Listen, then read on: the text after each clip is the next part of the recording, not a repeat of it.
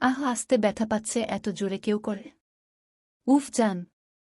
স্বামীর আদর পেতে হলে একটু ব্যথা লাগবেই, আমার জন্য সাহায্য করো। হ্যালো বন্ধুরা, কেমন আছো? আশা করি সবাই ভালো আছো। আমার চ্যানেল নতুন হলে চ্যানেলটা বড় করবেন, আমাদের সাথেই থাকবেন, সাবস্ক্রাইব করবেন। বাসর ঘরে বসে আছে বৃষ্টি। পুরো রুমটায় ফিনফিনে নীরবতা বিরাজ করছে। বাইরে লোকজনের কোলাহল কানে আসছে তার। বধূ সেজে সেই ৩-৪ ঘণ্টা ধরে বসে আছে এই ঘরে। রাতের আসার কোনো নাম গন্ধও নেই। কি থেকে কি হয়ে গেল তার জীবনটা? যেন প্রকৃতির মতো একটা ঝড় এসে এলোমেলো করে দিয়েছে তাকেও। গতকাল এই সময়টায়ও তার চিন্তাধারা ছিল সম্পূর্ণ ভিন্ন। আর আজ তার নিয়তি তাকে কোথায় এনে দাঁড় করাল? গতকাল পর্যন্ত যাকে ভাইয়া বলে সম্বোধন করেছে, আজ কিনা সেই লোকটারই স্ত্রী সে। ভয় যেন পিছু ছাড়ছে না তার। এভাবে বিয়ে হলো তাদের। আরেকজনের জন্য সাজানো ঘরটাতে সে আজ নিজে বউ সেজে বসে আছে। কিন্তু এই সাজে নেই কোনো মুগ্ধতার আভাসও। কারণ এটা যে তার জন্য সাজানো হয়নি। এসির মাঝেও ঘামাচ্ছে বৃষ্টিকে। হাত পা ঠান্ডা হয়ে আছে। রাত কেন আসছে না? আসবে কিনা তাও সন্দেহ। ৬ বছরের রিলেশন থাকার সত্ত্বেও বর্ষা যে ধোঁকাটা দিল তাকে, তাতে সে ঠিকঠাক আচরণ করবে না, এটাই স্বাভাবিক। কিন্তু কেন বর্ষা এমন করল? ভালোবাসার থেকে কি অর্থটাই বড় হয়ে গেল তার কাছে? সম্মান বাঁচাতে রাতের হাতে তুলে দিয়েছে তাকে পরিবারের সবাই। বাবা কত সুন্দরেই বলে দিয়েছে, অনেক সুখী হবি তুই। কিন্তু ভালোবাসা যেখানে থাকবে না সেখানে আদৌ সুখ মিলবে? দরজা নাড়ানোর আওয়াজ পেয়ে একটু নড়ে চড়ে বসল বৃষ্টি। মুহূর্তেই যেন এক ভিন্ন অনুভূতি হানা দিল মনে। পিটপিট করছে বুকের ভেতরটা। রুমে প্রবেশ করল রাত। বড় ঘোমটা টেনে বিছানায় বসে আছে বৃষ্টি। এক পা করে বিছানার পাশে এসে দাঁড়াল রাত। কিছুক্ষণ স্থির দৃষ্টিতে তাকিয়ে আছে বৃষ্টির দিকে। চক্ষু জোড়া লাল বর্ণ ধারণ করে আছে। দেখেই বোঝা যাচ্ছে একটু আগে কেঁদেছে সে, প্রচুর কেঁদেছে।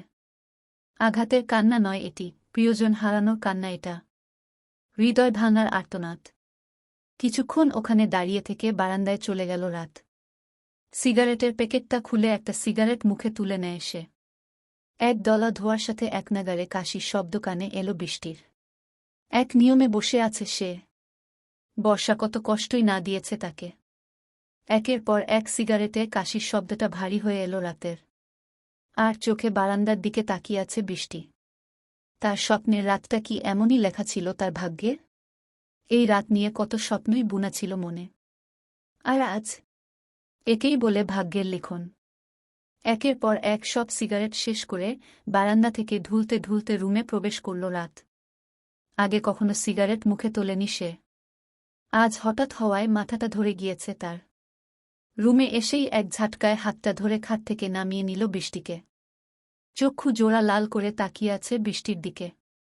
মাথা নিচু করে রাতের সামনে দাঁড়িয়ে আছে বৃষ্টি। তোর মতো মেয়ের কোনো যোগ্যতাই নেই এই বিছানায় বসার।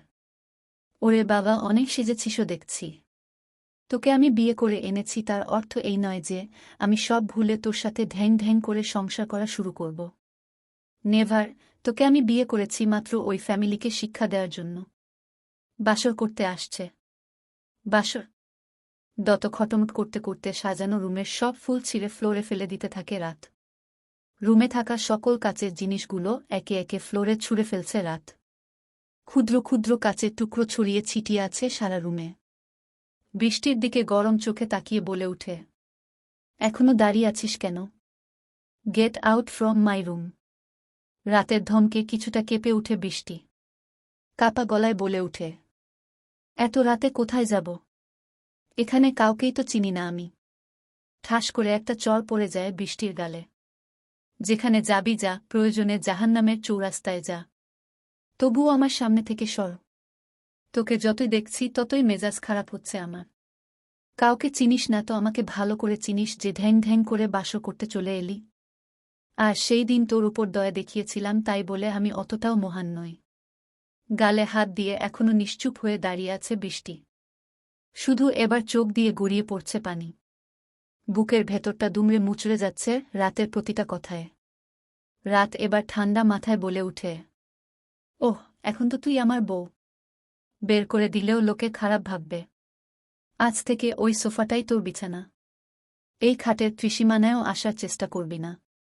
মনে রাখবি তুই আমার বউ শুধুমাত্র নামে। ক্লান্তি নিয়ে এলোমেলো বিছানায় শুয়ে পড়ে রাত। বৃষ্টি এখনো ঠায় দাঁড়িয়ে অশ্রু বিসর্জন দিচ্ছে ওখানে। তখনই চোখ পড়ল, একটি সোনালি রঙের ছোট মাছ পানির জন্য মেঝেতে ছটপট করছে। তার থাকার পাত্রটাও যে একটু আগে মেঝেতে ফেলে টুকরো টুকরো করে ফেলেছে রাত। গাল থেকে হাত সরিয়ে মাছটাকে তুলে নিল বৃষ্টি। মাছটাকে বাঁচানোর জন্য আশেপাশে তাকায় সে। মনে হচ্ছে আজ মাছটাও তার মতো অসহায়। সকালে ঘুম থেকে উঠে ফ্রেশ হয়ে নিল বৃষ্টি। শেষ রাতের দিকে হালকা চোখ লেগে এসেছিল তার। সকালে আবার ঘুম ভেঙে যাওয়ায় শরীরটা ভার হয়েছিল। তাই ফ্রেশ হয়ে একটা নীল রঙের শাড়ি পরে সে। রাত এখনো বেগরে ঘুমাচ্ছে। পর্দা সরিয়ে দিতেই সকালের নব সূর্যের মিষ্টি কিরণে কিছুটা মুখে এসে পড়ছে তার। স্নিগ্ধ চুলে ও ফর্সা মুখ সৌন্দর্য যেন আরও বেড়ে উঠেছে রাতের মধ্যে। বারান্দায় ছোট চেয়ারটায় ফ্যাকাসে মুখ করে বসে রইল বৃষ্টি। তাকিয়ে আছে বাইরে রাঙা প্রভাতের কিরণে মেতে ওঠা প্রকৃতির দিকে। ঘুম ভাঙায় ফ্রেশ হয়ে ছাদে গিয়ে দোলনাটায় বসে রইল রাতের ছোট বোন আরশি। মা আর চৈতি মিলে নিচে সবার জন্য নাস্তা তৈরি করছে।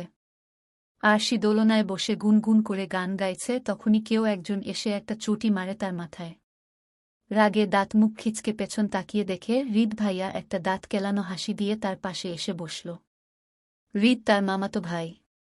লোকটা চরম বিরক্তিকর। তার থেকে 4 বছরের বড়। রাত ও হৃদ সমবয়সী। দুজনের মাঝে মামাতো ফুফাতো ভাইয়ের চেয়ে বন্ধুত্বটাই গভীর। এই হৃদকে দেখলেই রাগটা চরম পর্যায়ে চলে যায় আরশির। কারণ তার পেছনে একবার পড়লে নাকানি চুবানি খাইয়ে তারপর ছাড়বে। হৃদ একটা হাসি ফুটিয়ে বলে উঠে, এভাবে তাকিয়ে আছিস কেন? খুব সুন্দর লাগছে বুঝি আমায়? লাগারি কথা সুর মশাইয়ের একমাত্র জামাই বলে কথা। বাই দ্য ওয়ে, এভাবে তাকিয়ে থাকিস না, এই অবলা ছেলেটার প্রেমে পড়ে যাবি। আরশি একটু গাল মোচড়ে বলে উঠে, এভাবে তাকিয়ে তাকিস না, প্রেমে পড়ে যাবি। তোমার মতো সাইকোর প্রেমে পড়ব আমি? কি আমি সাইকো? তুই আমার ফুফা ফুফির একমাত্র জামাইকে সাইকো বলতে পারলি? আরশি এবার চোখ বড় বড় করে তাকালো হৃদের দিকে। হৃদ আবারও বলে উঠে, ওসব বাদ দে, শুনলাম ইদানিং কলেজের বেশ কিছু ছেলের সাথে ভাব জমিয়েছিস। কারা ওরা? তোমাকে বলবো কেন? তুমি কে? আর ওরা হলো আমার নতুন ফ্রেন্ড। দেখিস উল্টোপাল্টা কিছু করলে আমার শ্বশুরেরই কপাল পুড়বে। তুমি তো আনম্যারিড, তাহলে তোমার সুর আসলো কোথা থেকে? আর আমি কিছু করলে তোমার সুরের কপাল পুড়তে যাবে কেন? কারণ তার মেয়ে আমার মতো হ্যান্ডসাম ছেলে রেখে আরেকজনের দিকে চোখ দেওয়া, তাহলে আমি কি চেয়ে থাকব? তাই আমার শ্বশুরের কপালই তো পুড়বে। তোমার কথার আগা মাথা কিছুই বুঝতে পারছি না আমি। হৃদ এবার আরশির নাক টেনে দিয়ে বলল, বুঝবি বুঝবি, সময় হলে সবই বুঝবি। আমার এত চালাক সুরের মেয়ে হয়ে তুই কিভাবে এত মাথামোটা হলি সেটাই বুঝতে পারি না আমি। বলেই চায়ের কাপটা নিয়ে একটা মুচকি হাসি দিয়ে নিচের দিকে হাঁটা ধরল হৃদ। চোখ দুটি বড় বড় করে হৃদের চলে যাওয়ার দিকে তাকিয়ে আছে আরশি। মনে হচ্ছে এক্ষুনি চোখ দুটি বেরিয়ে আসবে। তার মানে উনি এতক্ষণ আমার বাবাকেই ইনডিরেক্টলি শুশু বলে সম্বোধন করে গেলেন। আরশি বেশ কিছুক্ষণ ধরে ডাকছে রুমের বাইরে থেকে। বৃষ্টি বারান্দা থেকে এলো রুমে। রাত এখনো ঘুমের দেশে। কিছুক্ষণ স্তব্ধ হয়ে চেয়ে আছে বৃষ্টি। এই মানুষটাকে কতই না কষ্ট দিয়েছে আপু। এই মানুষটা যে তার স্বামী, এটা এখনো অবিশ্বাস্য তার কাছে। তবুও হাজার হোক, এখন এটা আমার সদ্য বিয়ে করা স্বামী। আচ্ছা, আমি চাইলে কি তাকে আগের স্বাভাবিক জীবন ফিরিয়ে দিতে পারি না? আর আমি তার জীবন ঘুচিয়ে দিবই বা কোনো অধিকারে? কারণ সে তো গতকাল বলেই দিয়েছে তার স্ত্রী হওয়ার যোগ্যতা আমার নেই। নামেই মাত্র আমি তার স্ত্রী, অন্যথায় নয়।